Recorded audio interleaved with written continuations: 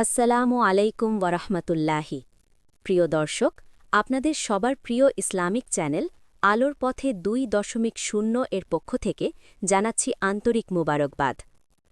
বছরের 12টি মাস ঘড়ির কাঁটার মতো ঘুরতে থাকে। আমরা ব্যস্ত থাকি দুনিয়ার চাকচিক্য, কেরিয়ার আর অর্থের পেছনে। এই ব্যস্ততার ভিড়ে আমাদের রূহ বা আত্মা যখন ক্লান্ত হয়ে পড়ে, যখন আমাদের ঈমান দুর্বল হতে শুরু করে, ঠিক তখনই মহান আল্লাহ আমাদের জন্য পাঠান এক বসন্তকাল, এমন এক মেহমান যার আগমনে মুমিনের হৃদয়ে আনন্দে নেচে ওঠে।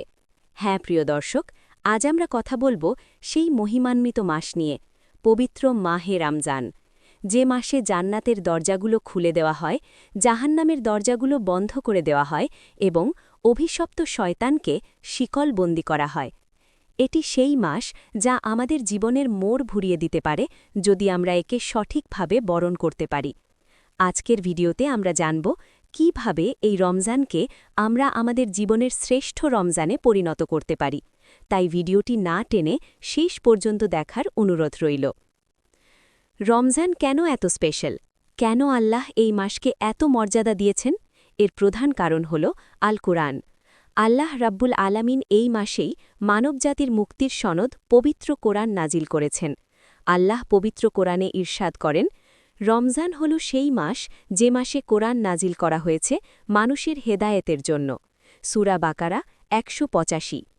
চিন্তা করুন, যে মাসে আল্লাহর কালাম পৃথিবীতে এসেছে সেই মাসের মর্যাদা কত বেশি।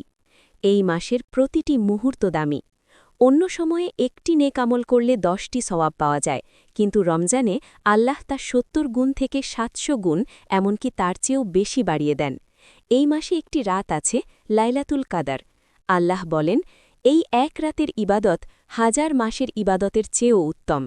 একবার ভাবুন তো, মাত্র এক রাত ইবাদত করে আপনি 83 বছরেরও বেশি সময়ের ইবাদতের সওয়াব পেয়ে যাচ্ছেন।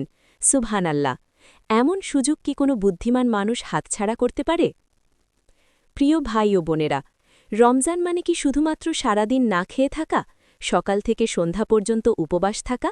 নবীজি আমাদের সতর্ক করে বলেছেন, এমন অনেক রোজাদার আছে যাদের রোজা উপবাস থাকা ছাড়া আর কিছুই নয়। রোজা মানে হল বিরত থাকা। শুধু খাবার থেকে নয়, বিরত থাকতে হবে মিথ্যা কথা থেকে, বিরত থাকতে হবে গীবাত বা পরচর্চা থেকে, বিরত থাকতে হবে হারাম উপার্জন আর হারাম বিনোদন থেকে। রমজান আমাদের শেখায় তাকওয়া বা আল্লাহ ভীতি। যখন প্রচণ্ড গরমে আপনার গলা শুকিয়ে তাট হয়ে যায়, সামনে ঠান্ডা পানি থাকার পরেও আপনি তা পান করেন না। কেন? কেউ তো দেখছে না। আপনি পান করেন না কারণ আপনি জানেন আল্লাহ দেখছেন। এই যে আল্লাহর ভয়, এই যে আল্লাহর প্রতি ভালোবাসা, এটাই রোজার আসল শিক্ষা। যদি রোজা রেখেও আমরা মিথ্যা বলি, অন্যের হক নষ্ট করি, ফেসবুকে বা ইন্টারনেটে অশ্লীলতা দেখি, তাহলে আমাদের এই না খেয়ে থাকার কোনো মূল্য আল্লাহর কাছে নেই। আমাদের প্রিয় নবী হজরত মুহাম্মদ সাল্লাল্লাহু আলাইহি ওয়াসাল্লাম রমজান মাসকে কিভাবে কাটাতেন? হাদিসে এসেছে, রমজান মাস এলে নবীজি প্রবাহিত বাতাসের চেয়েও বেশি দানশীল হয়ে যেতেন। তিনি 2 হাতে মানুষের মাঝে বিলিয়ে দিতেন। তিনি রাতগুলো নামাজে দাঁড়িয়ে কাটিয়ে দিতেন। তার পা ফুলে যেত, তবুও তিনি আল্লাহর প্রেমে মগ্ন থাকতেন। নবীজি আমাদের শিখিয়েছেন, রমজান হল সহানুভূতি দেখানোর মাস।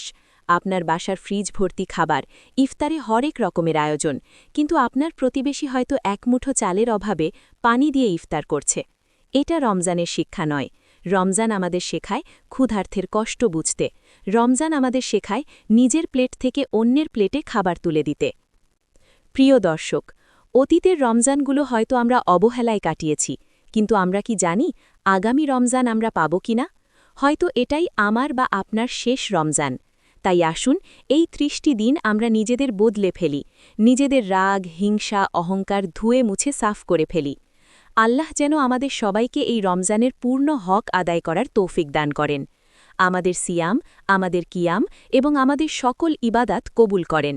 আমিন। ভিডিওটি যদি আপনার হৃদয়ে সামান্যও দাগ কেটে থাকে, তবে অনুরোধ রইল এটি আপনার বন্ধু এবং পরিবারের সাথে শেয়ার করুন। কে জানে, হয়তো আপনার একটি শেয়ারে কোনো এক ভাই বা বোনের জীবন বদলে যেতে পারে, আর সেটাই হতে পারে আপনার নাজাতের উসিলা। লাইক দিন, কমেন্ট করে আপনার অনুভূতির কথা জানান এবং আলোর পথে 2.0 চ্যানেলটি সাবস্ক্রাইব করে আমাদের সাথেই থাকুন। দেখা হবে পরবর্তী ভিডিওতে নতুন কোনো ইসলামিক বার্তা নিয়ে।